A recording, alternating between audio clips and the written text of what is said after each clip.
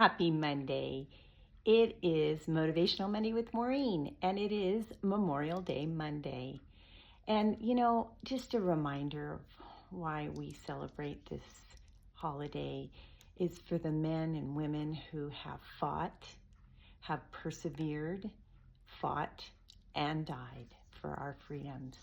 So, honor them, think about their families, and thank God for them. So today, my encouragement, my motivation kind of tags off of last week where I talked about surrender. Surrender. Now, our men and women did not do that. They fought for our freedom. But I talked about surrendering to the will of God. Well, this week is a talk about persevering. Persevering. It's a little different, okay? Because surrendering to God is different than persevering through difficulties and trials in our lives. And, I used to think when I was, a new Christian that, I was now a child of God, and anytime He wanted me to do anything, it was just going to be, smooth sailing. I was going to be able to just do it, and I would have no problems. Well, then what happens is I started getting to know who God is and getting to know the stories in the Bible. And boy, Paul was a big eye opener for me. God specifically told him he was to share the gospel with the Gentiles.